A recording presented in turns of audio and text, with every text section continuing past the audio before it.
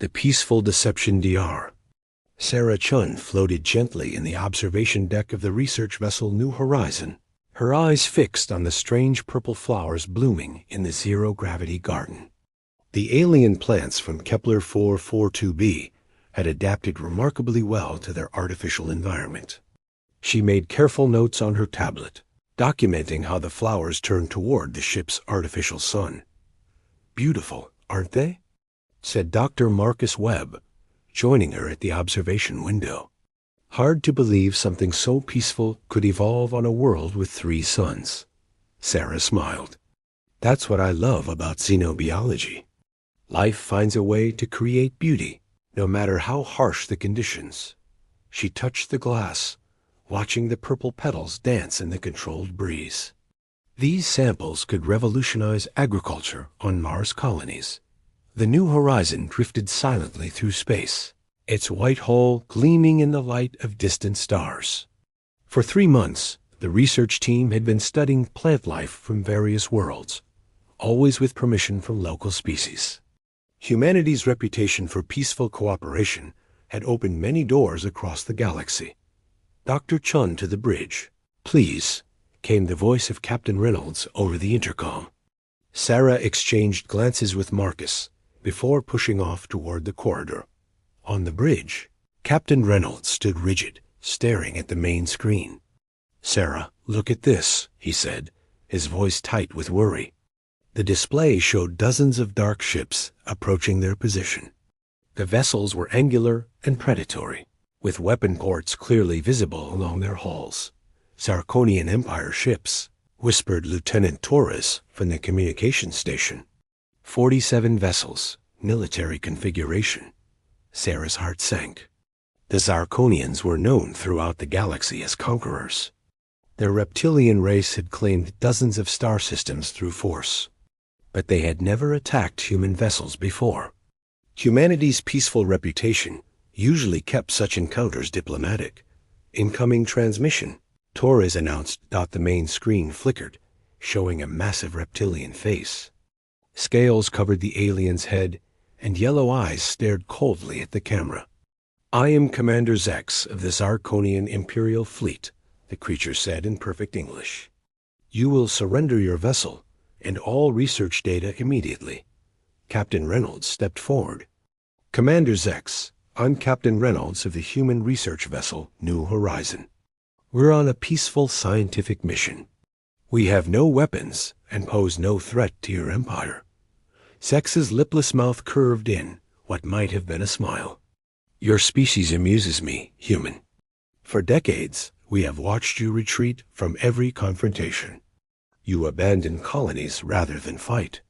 You offer trade agreements when others would wage war. You are weak, and weakness has no place among the stars. We believe in peaceful coexistence," Sarah said, joining the captain. "Our research benefits all species.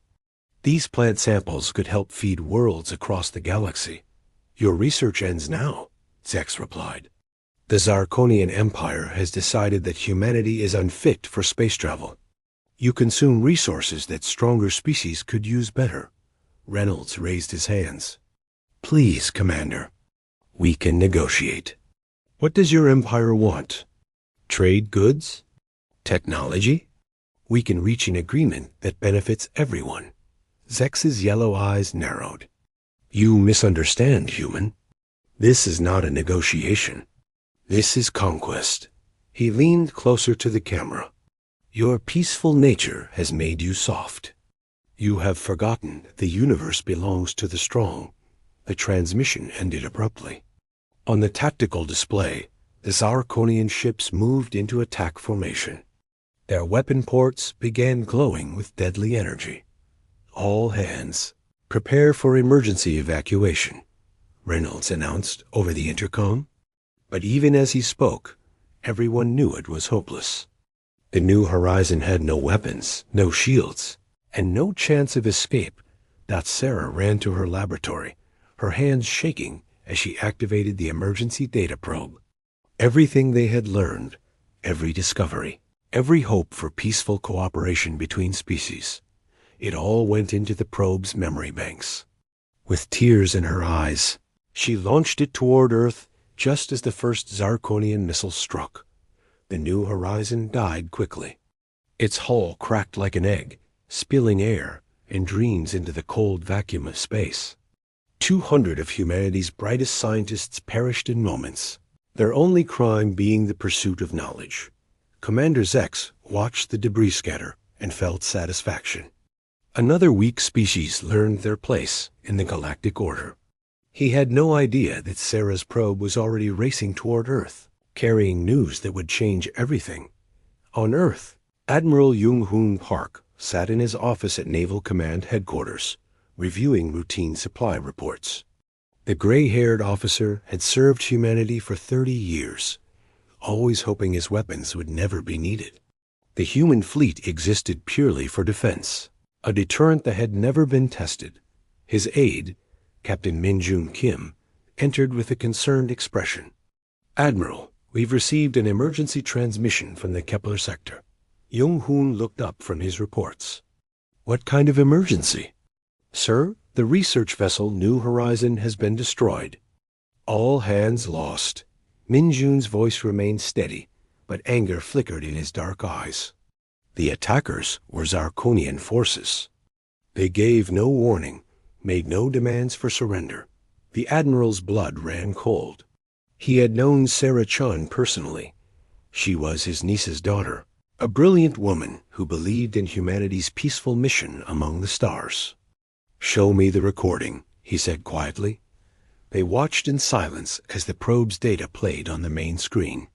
Sarah's face appeared first, explaining their research with enthusiasm. Then came Zex's cold declaration of humanity's unworthiness, followed by the massacre of innocents. When it ended, Jung-Hoon sat motionless for a long moment. Around the command center, other officers had gathered to watch. Their faces showed the same cold fury that burned in the Admiral's chest. "Sir?" Min-Jun asked softly.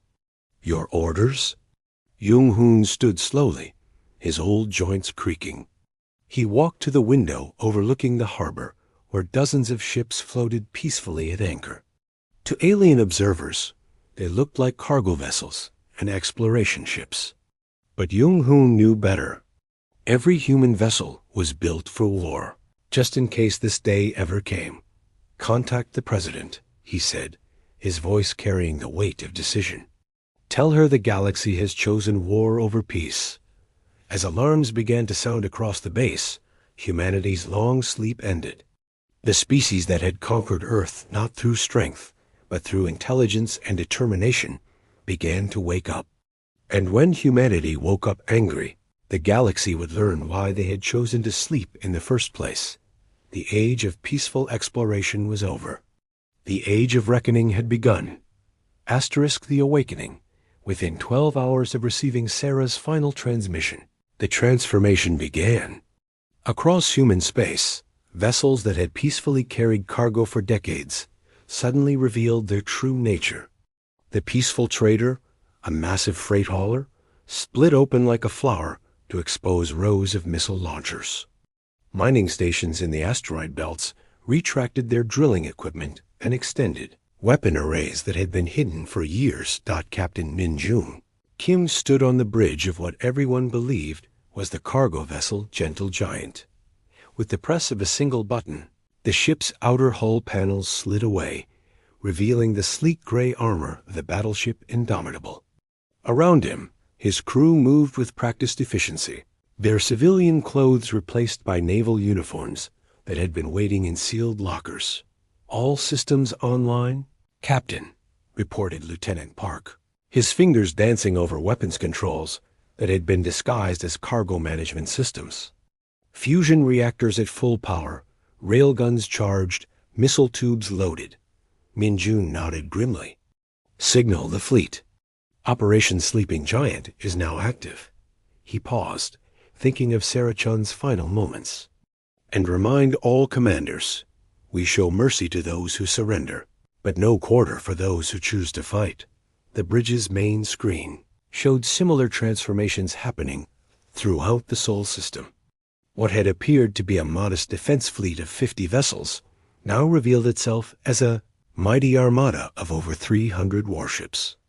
Each one had been disguised, hidden in plain sight among humanity's peaceful infrastructure.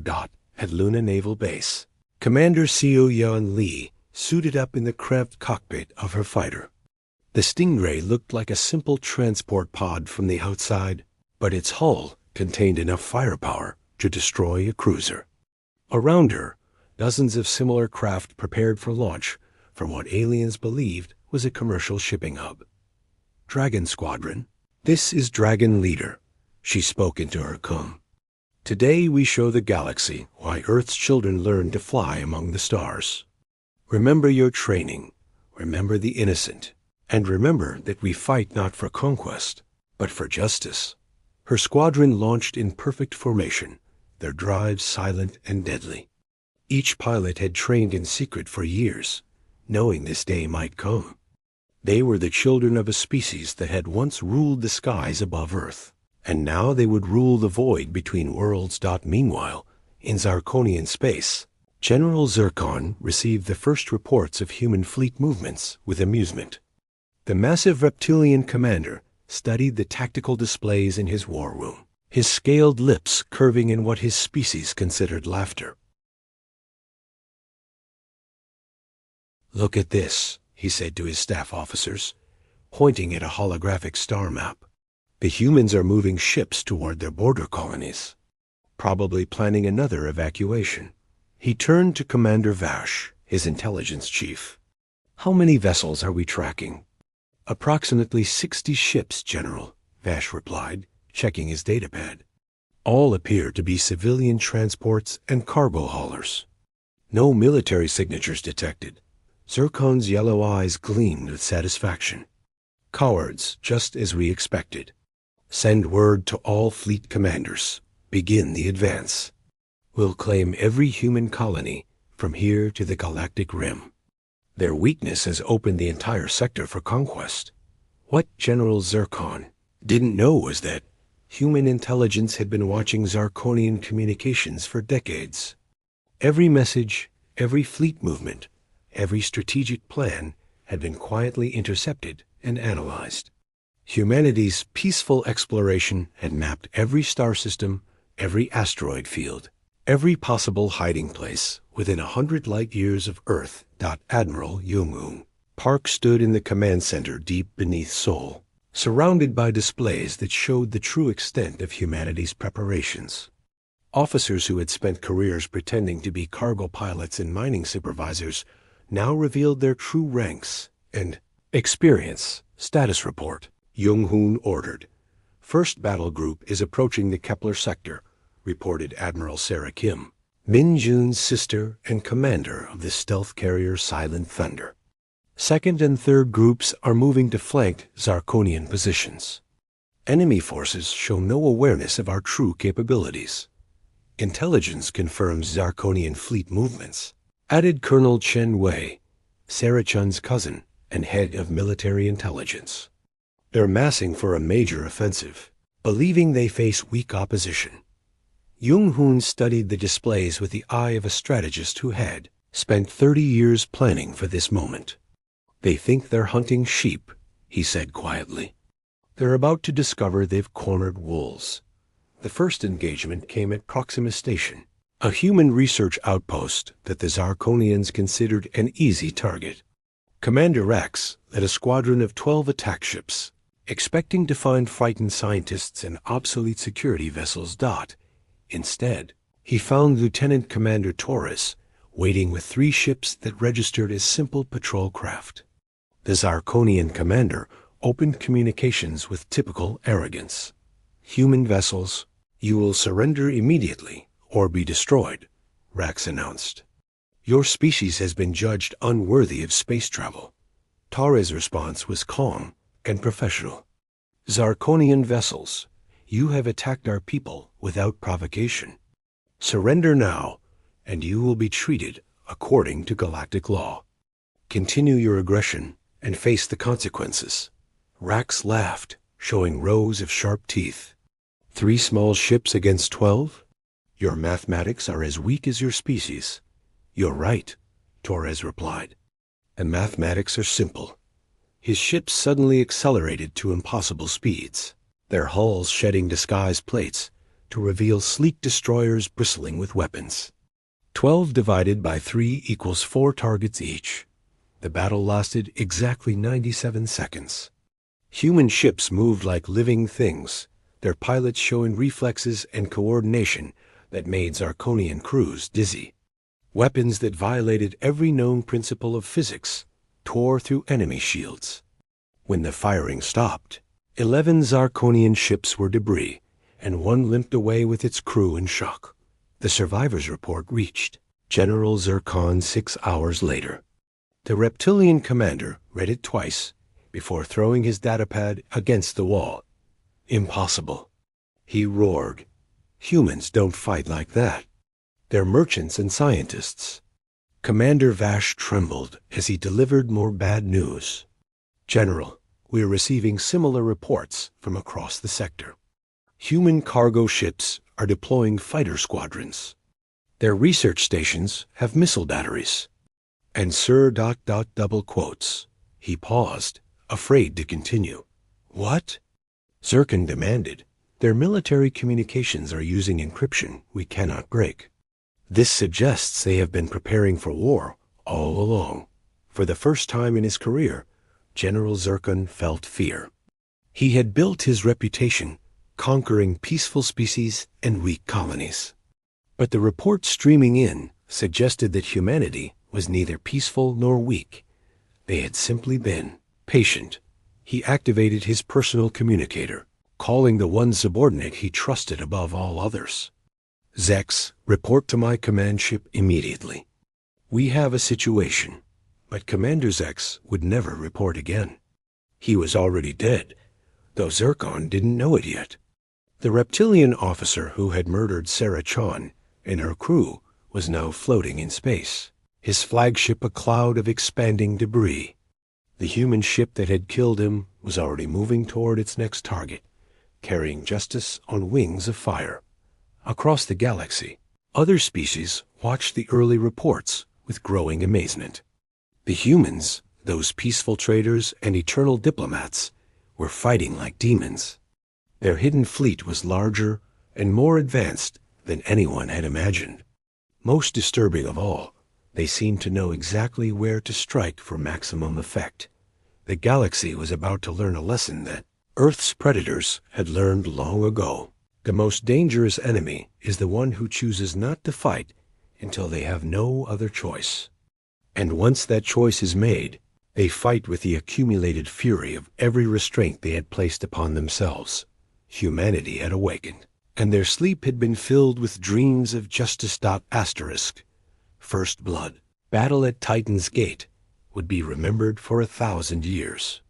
Commander Zex arrived with 50 of the Zarkonian Empire's finest warships, their hulls gleaming with fresh war paint, and their crews eager for what they believed would be an easy victory.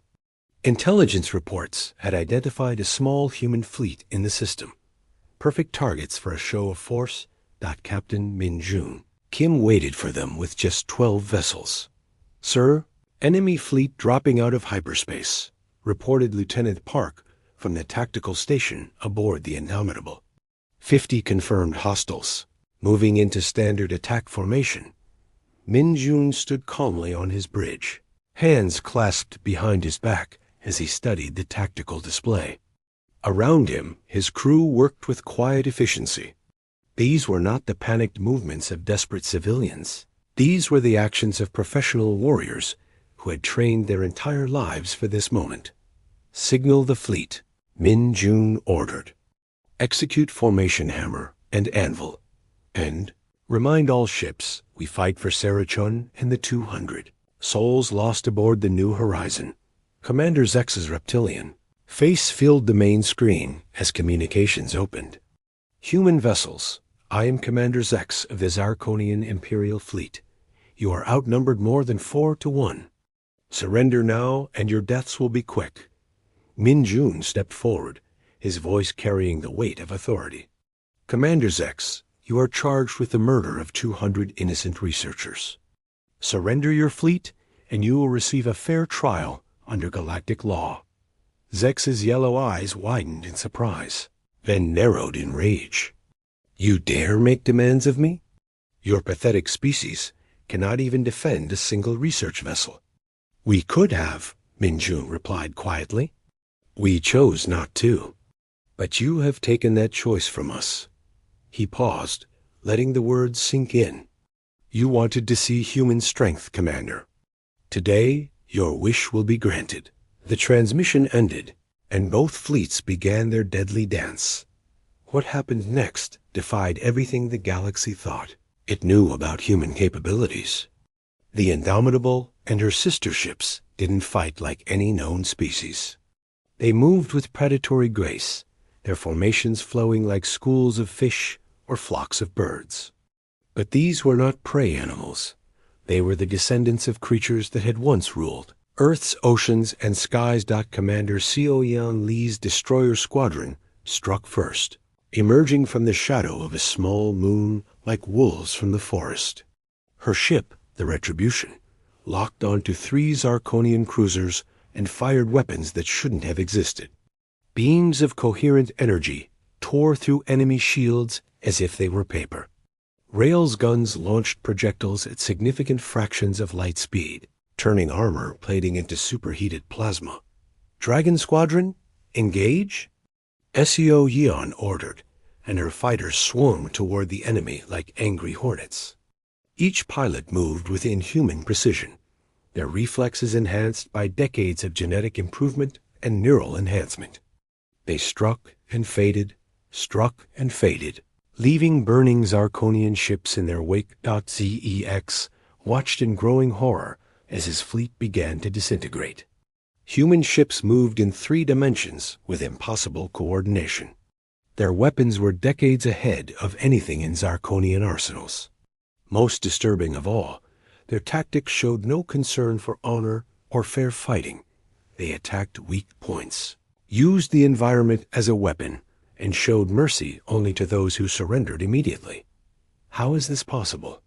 He demanded of his tactical officer. Humans are merchants and scientists. Sir, their ships are not what they appeared to be, the officer replied, his voice shaking. These are purpose-built warships, designed for maximum lethality.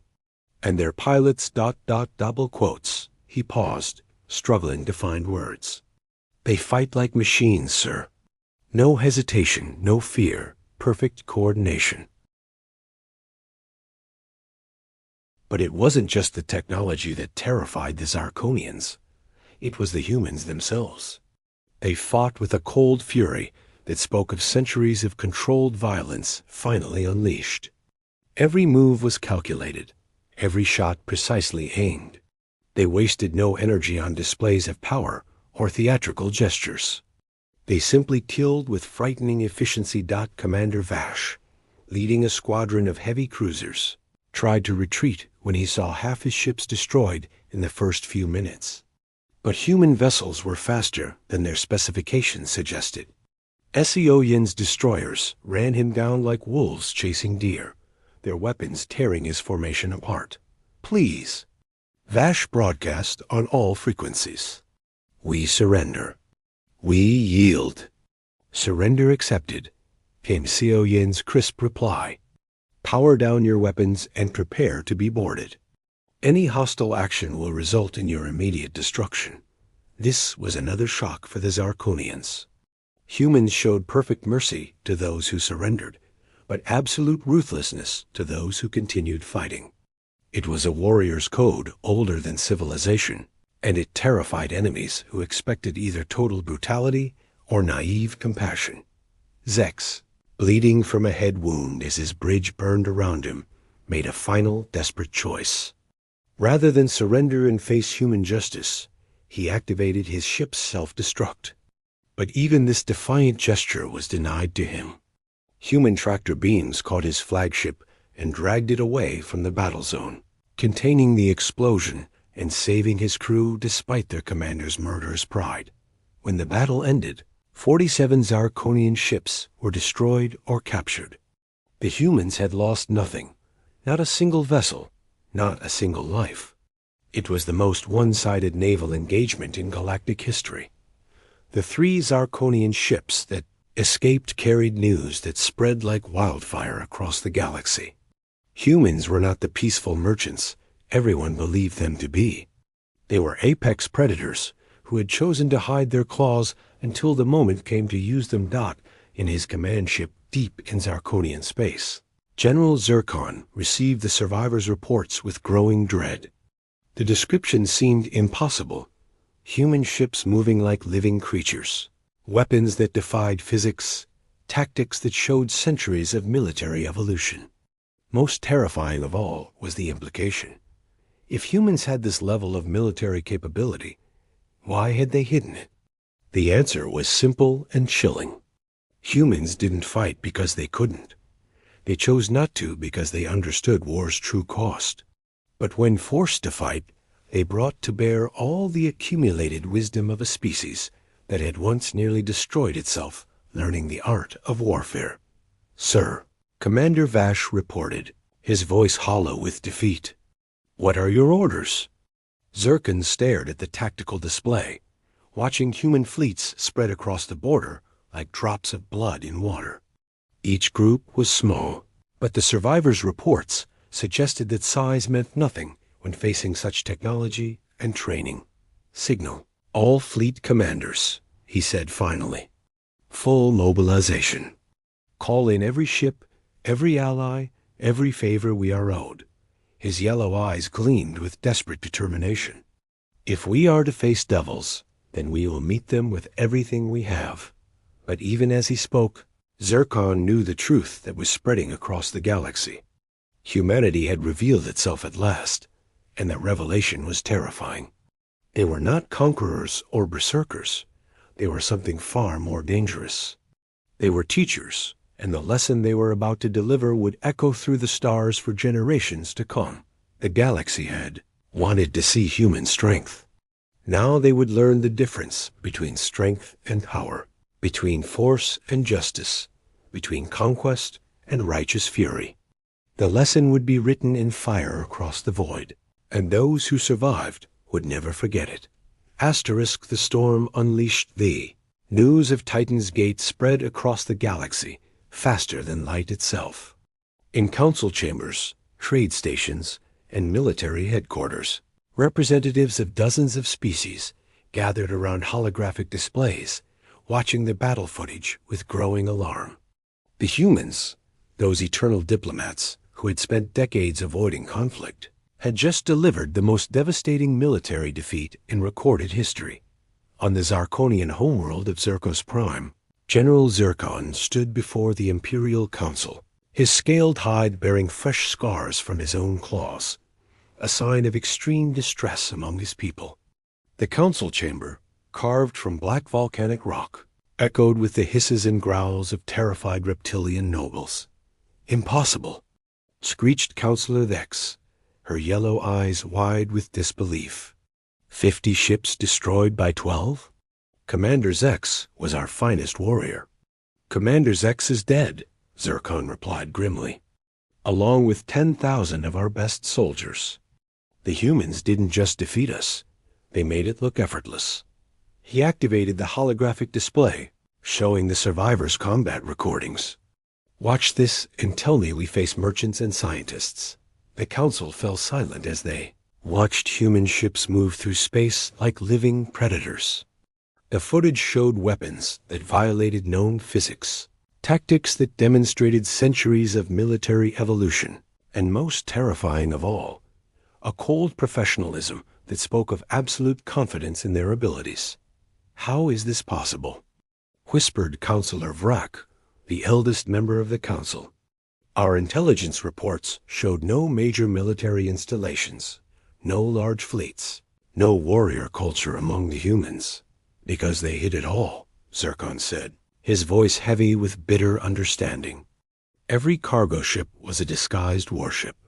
Every research station was a hidden fortress. Every peaceful trader was a trained killer waiting for orders. He paused, letting the implications sink in. "They've been preparing for war while we thought they were preparing for peace. Meanwhile, Admiral Yung-hoon Park stood in the command center beneath Seoul, surrounded by displays that showed human fleets spreading across a dozen star systems. What had begun as a response to the New Horizon massacre was becoming something larger, a demonstration of power that would reshape the galaxy's political landscape. Admiral, we're receiving surrender requests from 17 minor species who were considering alliance with the Zarkonians, reported Colonel Chun. Wei, the vegan trade union, is offering exclusive shipping contracts. The Centauri Mining Consortium wants to renegotiate all their agreements in our favor. Yung-hoon nodded grimly. Fear makes powerful diplomacy, but it's not what we want. Send word to all species. We seek no conquests, demand no tribute. We fight only those who threaten innocent lives. Sir, interrupted Admiral Sarah Kim from her flagship. Long-range sensors are detecting massive Zarkonian fleet movements. General Zircon's calling in everything. Their main battle fleet. Allied vessels from 6 different species, even their reserve formations. Intelligence estimates over 800 ships massing near the Rigel sector. Yung-hoon studied the tactical display with the eye of a strategist. 800 ships represented the largest military force assembled in galactic history. Under normal circumstances, it would be unstoppable. But these were not normal circumstances. Show them what they're really facing, he ordered quietly. Across human space, the true extent of humanity's preparations began to reveal itself. Mining asteroids cracked open to reveal massive shipyards that had been building warships for decades. Research stations extended hidden docking bays filled with fighter squadrons. Most shocking of all, the Earth itself opened like a flower as Luna Base revealed its true nature, not a commercial hub, but the largest military installation in the galaxy. Captain Min-jun Kim, now promoted to Rear Admiral after his victory at Titan's Gate, watched from the bridge of his new flagship Vengeance as hundreds of vessels emerged from their hiding places. Each ship bore the scars of careful disguise, hull plates that had concealed weapon ports, engine cowlings that had hidden military-grade drives, cargo bays that had always been missile magazines. My God, whispered his XO. Commander Park, how long have we been preparing for this? Since the day we first met aliens, Min-jun replied. Our leaders knew that peace was humanity's first choice, but not our only choice. He gestured toward the growing fleet. Every ship built, every station constructed, every exploration mission launched, all of it designed with this possibility in mind. The scale of deception was breathtaking. For 50 years, humanity had played the role of peaceful traders while secretly building the most advanced military force in galactic history. They had mapped every star system, cataloged every resource, identified every potential threat or ally. When war finally came, they were ready. But preparation was only part of the equation. The other part was something that made alien observers nervous. Humans seemed to enjoy fighting once they started. Not in the berserker rage of some species, or the cold calculation of others, but with a tactical appreciation that spoke of natural-born warriors finally doing what evolution had designed them. For Commander Seo-yeon Lee, now Admiral Lee after her performance at Titan's Gate, led her expanded battle group toward the Zarkonian staging area. Her ships moved in formations that seemed random, but followed patterns older than civilization. The hunting behaviors of pack predators translated into three-dimensional space combat. Admiral, reported her tactical officer, enemy forces are massing in the Rigel system. Confirmed 800 ships, multiple species. They're calling it the Grand Alliance. Seo-yeon smiled grimly. 800 ships crewed by species that have never fought together, using incompatible technology and conflicting tactical doctrines. Against a force that's been training as a unit for decades. She turned to her communications officer. Signal Admiral Park. Tell him the prey has gathered itself. For the hunt, A message reached Jung-hoon as he stood on the observation deck of his command ship, looking out at the largest human fleet ever assembled. 600 vessels stretched to the horizon, their hulls gleaming with purpose. But numbers told only part of the story. These ships were crewed by beings whose ancestors had conquered a planet through superior intelligence, adaptability, and sheer stubborn determination. "Sir," his aide reported, "the alien alliance is demanding our immediate surrender. General Zircon claims he will show mercy if we cease hostilities now." Jung-hoon almost laughed. Mercy? From the beings who murdered innocent researchers? He turned back to the display showing the enemy fleet. "Signal all commanders. Tell them Sarah Chun's death will not go unanswered. Today, we show the galaxy that there are consequences for attacking the defenseless." As human fleets moved toward the greatest battle in galactic history, other species watched with growing unease. The humans weren't just fighting. They were demonstrating capabilities that suggested they could have conquered the galaxy decades ago if they had chosen to do so. The Altarian Federation, longtime allies of humanity, received priority briefings on human military capabilities. Ambassador Zella, their representative on Earth, sat in stunned silence as she watched technical specifications that defied her understanding of physics. "How?" she asked Jung-hoon during a private meeting. "How did you hide this level of advancement?" "We didn't hide it," Jung-hoon replied. "We simply didn't advertise it. Every human ship ever built has been capable of military service. Every research station can become a fortress. Every exploration mission has mapped potential battlefields." He paused, meeting her alien gaze. "We prepared for war while hoping for peace." "But why?" Zella pressed. "Your species has shown nothing but peaceful intentions for 50 years. Because we know what war costs," Jung-hoon said quietly. "We've fought ourselves, nearly destroyed our own world, learning how to kill efficiently.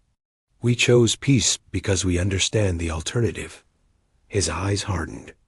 "But when others choose war for us, we respond with all the accumulated wisdom of a species that learned to fight by fighting itself." The implications were staggering. Humanity hadn't become warriors. They had always been warriors. They had simply chosen to be something else. And when that choice was taken from them, they revealed what lay beneath 50 years of careful diplomacy.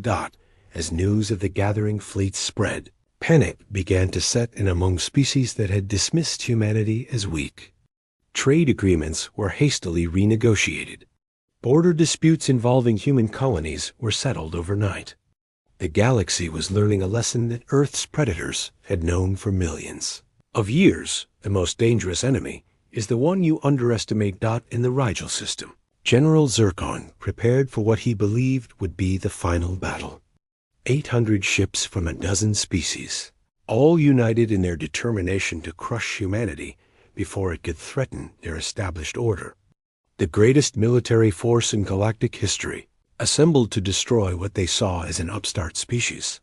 They had no idea they were about to face teachers, and the lesson would be written in fire across the void. Asterisk. The new understanding the Battle of Rigel never happened.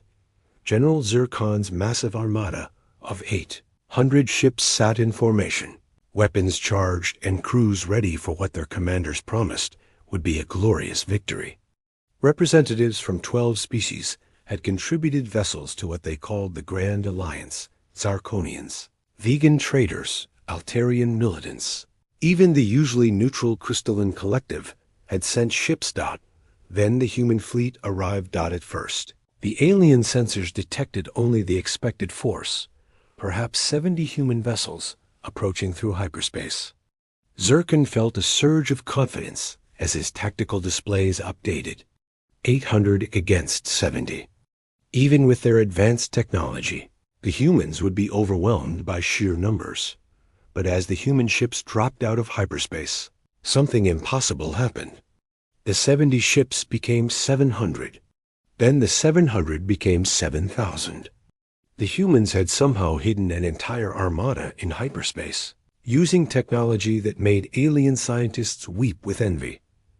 Admiral Jung Hoon Park's voice echoed across every communication channel in the system, transmitted simultaneously in 47 languages. General Zircon, you are surrounded.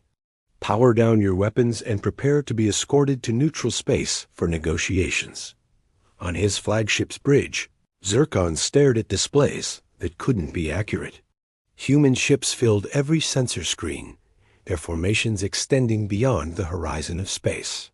His tactical computer gave up trying to count them, simply displaying multiple contacts estimate unknown. How? He whispered, his yellow eyes wide with disbelief. How did they hide so many ships? His intelligence officer, Commander Vash, worked frantically at his station. General, I'm reading power signatures from vessels that don't match any known human designs. These ships ... double quotes. He paused, checking his readings again. Some of these signatures match cargo vessels we've been tracking for decades. They've been warships all along. The truth was even more devastating than Vash imagined. Every human ship that had ever carried grain to hungry colonies was armed with weapons capable of cracking moons. Every passenger liner was a troop transport designed to deploy armies. Every survey vessel was an intelligence-gathering platform that had been mapping alien defenses for 50 years. General, came a nervous voice from the communication station.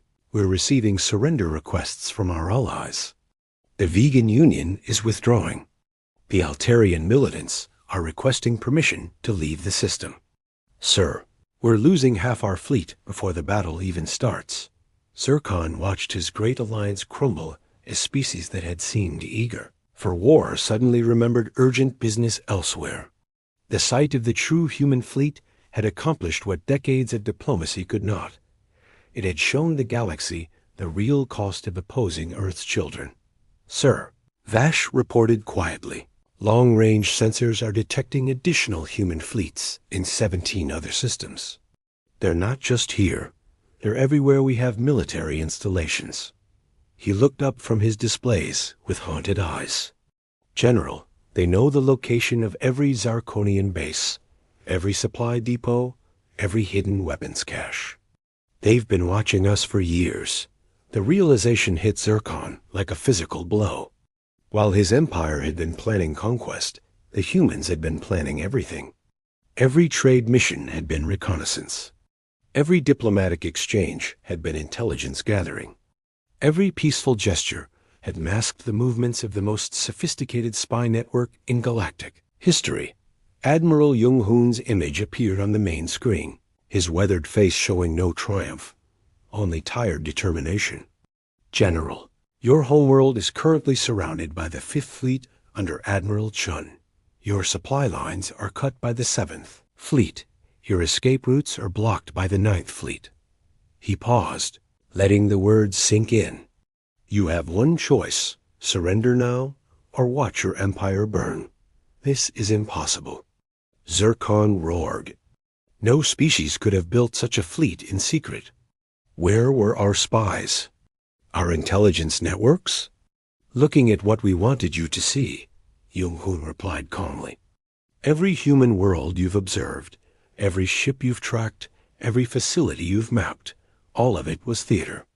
The real preparations were happening where you never thought to look. His eyes hardened. Did you really think a species that conquered its own planet would be unprepared for war among the stars? The truth was written in the tactical displays around Zircon's bridge. Humanity hadn't just built a fleet. They had built the concept of total war into the very foundation of their civilization. Every human colony could become a fortress. Every trade route could become a supply line. Every civilian could become a soldier when necessity demanded. Sir, whispered Commander Vash, what are your orders? Zircon stared at the impossible fleet surrounding his forces. His own ships, so confident an hour ago, now seemed pathetically small against the human armada. But it wasn't just the numbers that defeated him.